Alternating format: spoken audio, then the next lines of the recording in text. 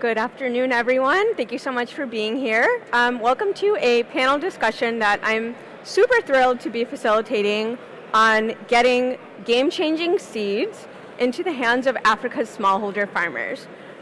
Today we are highlighting the journey of a pest-resistant cowpea variety from the research phase to the fields of tens of thousands of farmers, in particular in West Africa. And we're going to look at some of the innovative partnerships that made that possible. I'm joined by two of the most important scientists who are behind that innovation. Here on stage with us today, we have Dr. Jean-Baptiste de la Salle Tinegre. He is the regional representative for West Africa at the African Agricultural Technology Foundation, and he's based in Nigeria. And then zooming in, we have, hi, Dr. Professor Mohammed Ishiyaku. He is a professor of plant science and a plant breeder, and he's also the former director of the Institute for Agricultural Research, and he's based in Nigeria. Both of them are members of the Alliance for Cowpea Improvement in Africa, which is a new ag research partnership that was specifically designed to develop and scale resilient, pest-resistant cowpea varieties. And before we launch into many questions about where these varieties came from, I wanted to first give our audience some background on cowpea and why the particular variety that we're going to be talking about today is so innovative and groundbreaking. So, first, cowpea is a hugely important staple crop in West Africa, and Nigeria is the biggest global producer. And it's eaten by roughly 200 million people. They eat it at home as a stew or soup, and they also eat the leaves. So cowpea is culture, it's tradition, it's comfort, and it's livelihoods. But the cowpea is plagued by pests, including the pod borer, which is an extremely destructive caterpillar that feeds on the flowers and bores into the pods to destroy cowpea seeds. Pod borers, which are also known by their Latin name, maruca, which you might hear referred to on this panel, they can cause up to 80% yield losses during the harvest. So that's pretty devastating for a smallholder farmer. And the pod borer resistant cowpea, or PBR cowpea, is the world's first genetically modified cowpea variety. And it's been worked on by many scientists over many years. So that's what we're going to discuss today. Just to give you some stats that are super impressive, research shows that the PBR cowpea can achieve a 21% increase in yields and a 49% increase in profits for the first farmers in Nigeria who adopted it. And in Ghana, the field trials showed yield increases of up to 80%. So pretty impressive. In general, PBR cowpea is a huge win. It's a win for farmer incomes, local economies, and food security, with much more research underway through the Alliance. Nigeria was the first country to improve it in 2019, then it was released to farmers in 2021, and then in Ghana it was released for commercial cultivation in 2024. Burkina Faso could be the next country to follow. So that's enough from me. I want to ask our distinguished panelists about the partnerships that got us here and to see which lessons from the PBR cowpea project can be replicated elsewhere. So, hello, Professor Ishiyaku. It's so good to have you with us. Let's start with you. Over the last decade plus that you've been working on PBR cowpea, what are some of the examples of collaborative research on developing that variety that you've been involved in firsthand? Thank you very much for having me. Advantage of having collaborated to leverage on each other's strength. Not all partners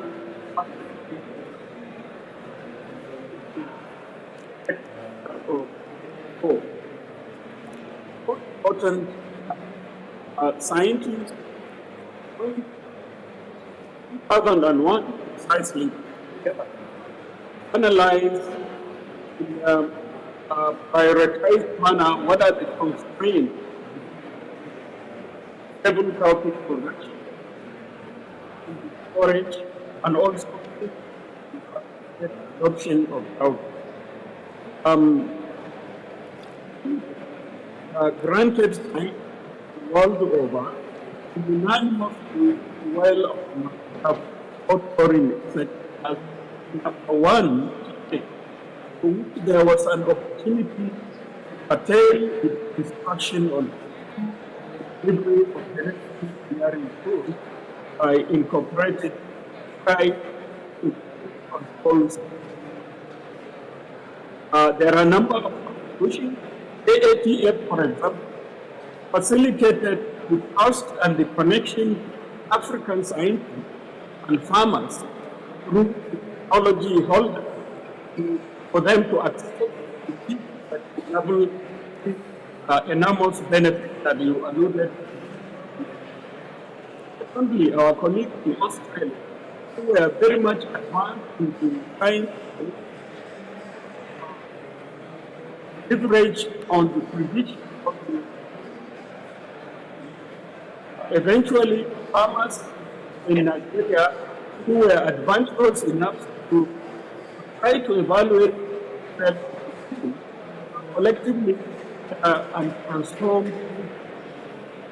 the wealth making. Overall, the collective understanding and unified effort is very important to the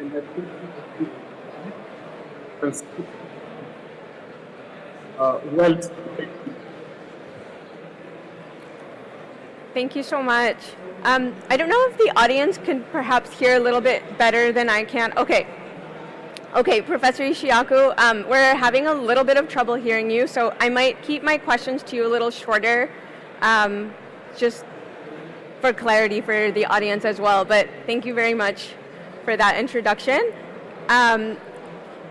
Professor Chinyere, I know I mentioned many of the benefits of PBR cowpea already, but I'd love to hear a few more from you. What have you seen in terms of things like pesticide use and other benefits? Okay, thank you so much. The benefit of the pod borer resistant cowpea is diverse. First of all, these pod borer resistant cowpea varieties has enabled us and farmers to reduce the number of insecticide sprays from 8 to 10 to only 2 sprays. Okay. Which enables savings for our farmers. It has health benefit advantage both for human, animal, but also for the environment. In addition to that, a study conducted by IFBRI showed that for every dollar invested in PBR cowpea, the return is $26. So the benefit is obvious. And adding on that, women farmers are involved in the process of cowpea value chain, and they are mostly engaged in the post-harvest activities, harvesting, post-harvest processing, and in some areas in West Africa, cowpea is like a women-oriented crop. So that by promoting cowpea, we empower women farmers as well. Thank you. And is that because women tend to be the ones who grow cowpea, or why is it a women-oriented crop? Sorry? Is that because women tend to be the ones who grow cowpea? Yes. In fact, if you consider the context in some countries in West Africa, when you grow, for instance, cereals, say cereals are under the management of the household head. But women cannot manage, for instance, cereal because these are strategic for they use it for a ski for the family. But for crops, legumes like cowpea, women are allowed to manage it, so they can grow it, sell it, and use the income generated for their own needs. And generally, as you know, when women are rich, they improve the welfare of the family. So that's, what I wanted to say. Okay, so it is a crop variety that benefits women. It has a huge return on investment, and the pesticide use has drastically increased, which ends up improving farmer livelihoods because they save so much money on ag inputs. Okay, so that's quite a lot of benefits. And so in developing the PBR cowpea, how did you ensure that farmers' voices were heard, and how did you incorporate their feedback? Okay. First of all, so what we do generally in the process of developing varieties, generally we start with a choice of the parent that will be used to introgress, to include the gene of interest. And we generally have a crop profile, and this crop profile need to meet farmers' preference and also the market preference. And farmers' preference are generally related to the agronomic characteristic that goes from the short maturing type, or it can be also the color, the shape or the color of the seed. It can be also for pest and insect, pest and disease resistance, and also we also consider preferred trade. In some areas, you will see that large seed grain are more appreciated than medium and small. All those characteristics are included. But we generally, in our crop profile, they were determined considering farmers' preference. That's from the very beginning, we ensure that we have included farmers' preference. But in the process of development, we have other opportunities where we include our farmers or other end users to come and help us select the type of variety that they like. And this generally happens at early breeding generation stage, at on-farm field trials stage, or national performance trial stage, where we convey them through a farmer participatory variety selection or field days, and they can come. Generally, we have a certain number of variety, and they will screen the variety and tell us this variety is the ideal variety we would like to have. We have other end users that are also included in the process that, for instance, the processors and also consumers. So some tests like palatability test, sensor test are also included, so that at the end of the day, we ensure that we have included all the needs of the actors of the value chain of cowpea. So that's how we work, so that we ensure that from the beginning to the product development and the release, we have taken into account the needs of the end users. Thank you. Yeah, okay. So you have to talk to farmers and respond to what they want, but also look at what the market wants as well, and try to really make a product that will serve everyone. Yeah. Okay, thank you for that. I want to also move into seed distribution. So what were some of the challenges involved in getting the PBR cowpea seeds to farmers in Nigeria, in Ghana, and how have you overcome them? Maybe we can start with you, and then we can try to come back to Professor Ishiyaku as well.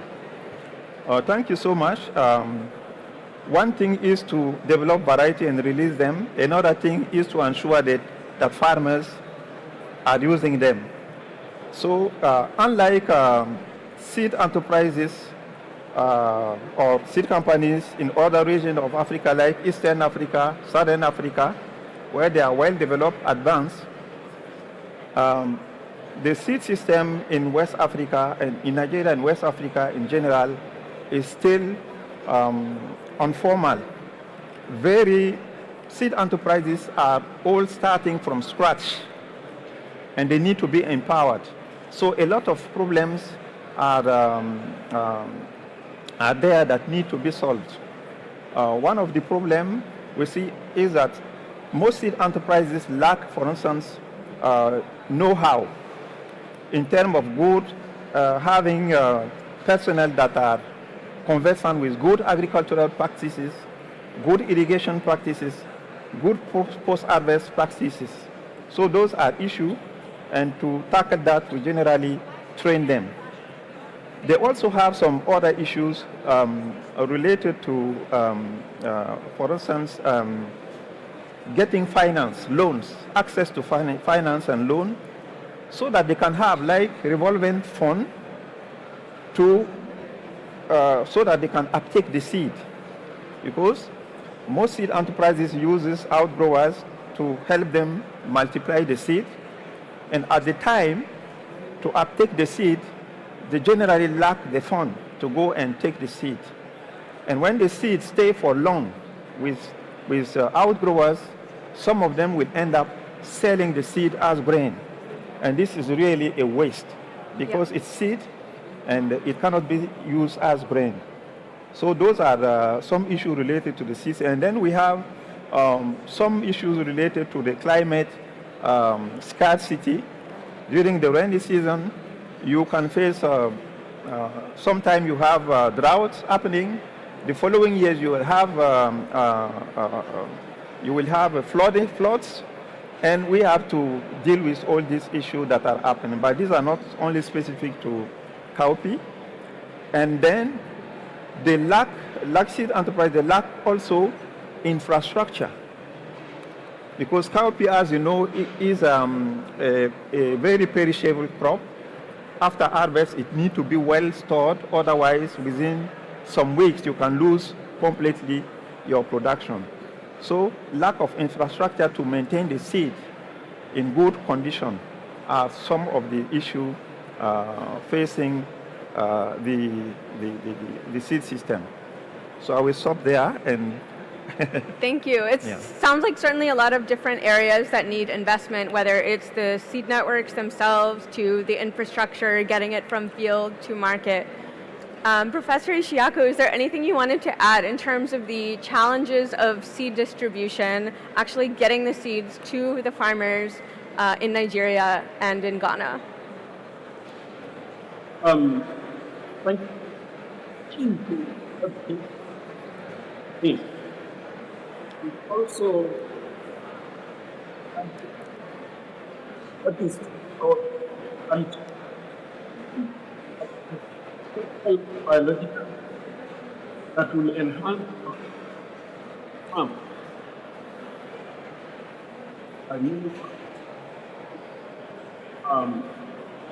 Many of them don't seem to realize that and bring with plant farmers will not mind using paint as seed, but the resultant quantity is never enough left for much training in the area of utilization such that they can appreciate. There is also what annual demand for seed, especially like cowpea is. That has been given us challenge of knowing how much exactly plus and minus the standard error of companies. We are struggling to pick up especially ones that climate has alluded to. Aside from the business related,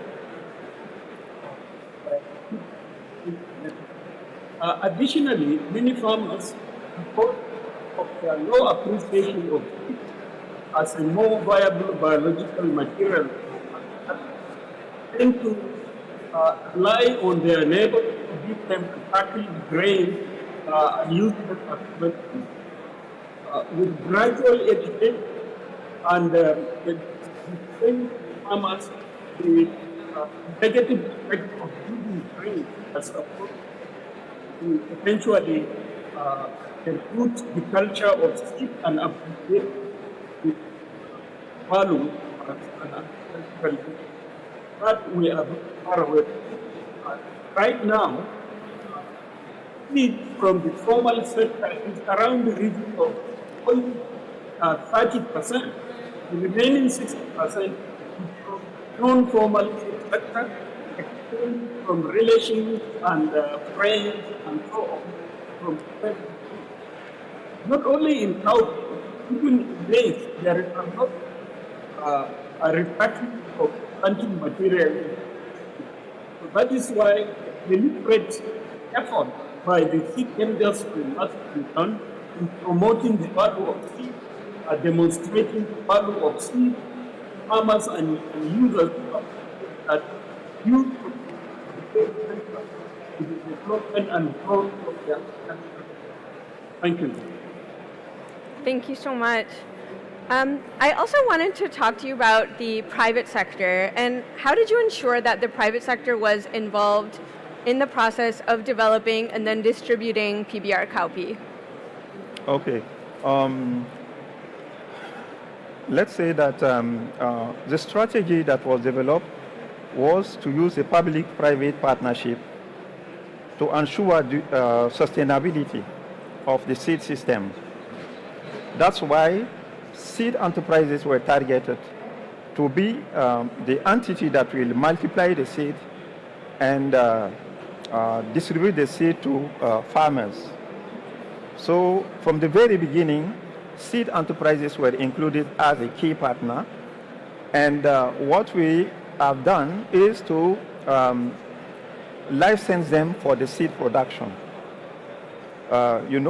Given the specificity of the PBR cowpea, we have to license them because they have to comply with some rules, some norms of quality, and this requires us to give them license and ensure we have trained them adequately so that they can comply with the quality required for the seed.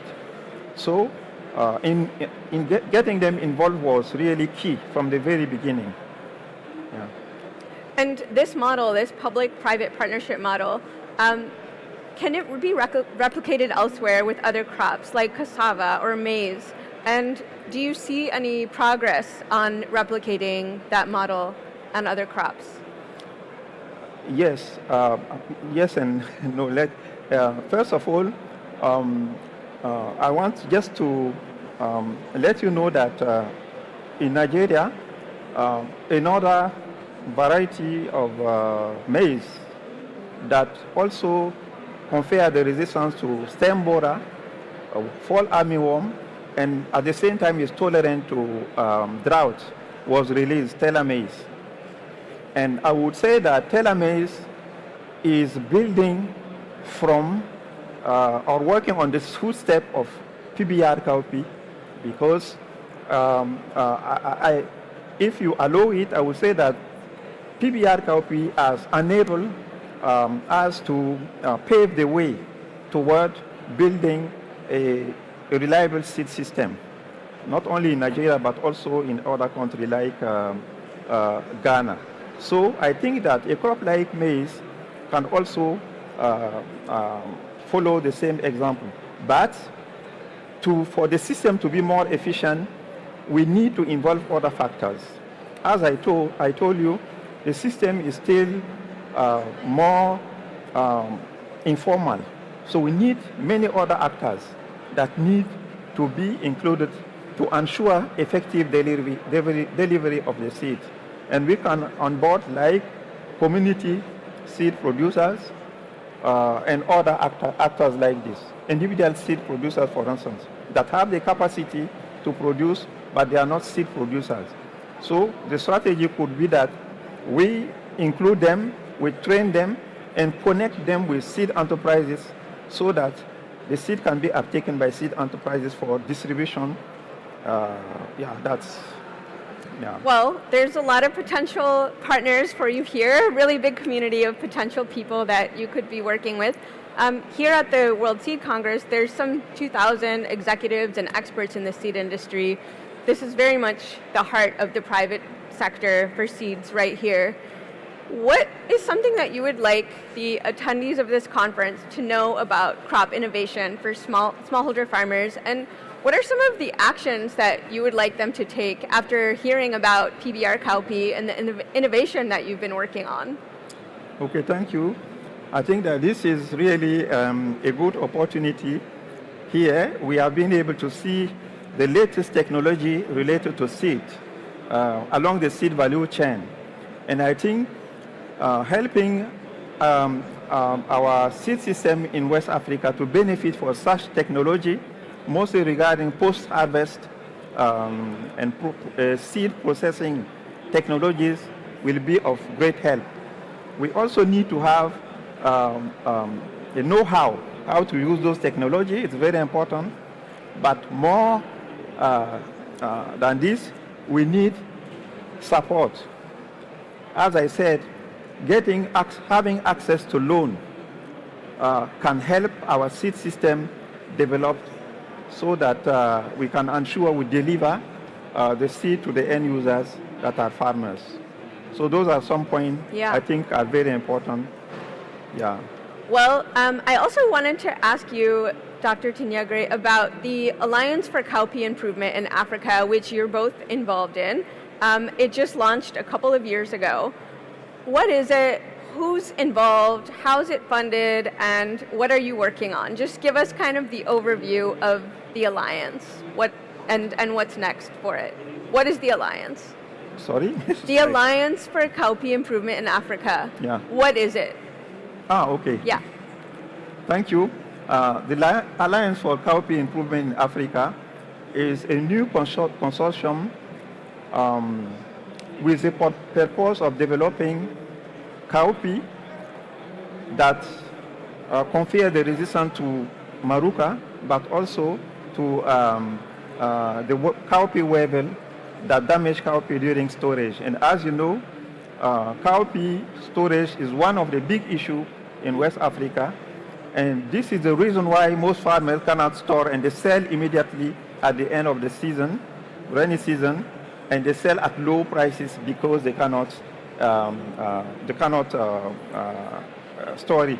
And related to that, there are some issues where farmers are using any kind of pesticide to store their cowpea, and this is a risk for their health and the health of consumers.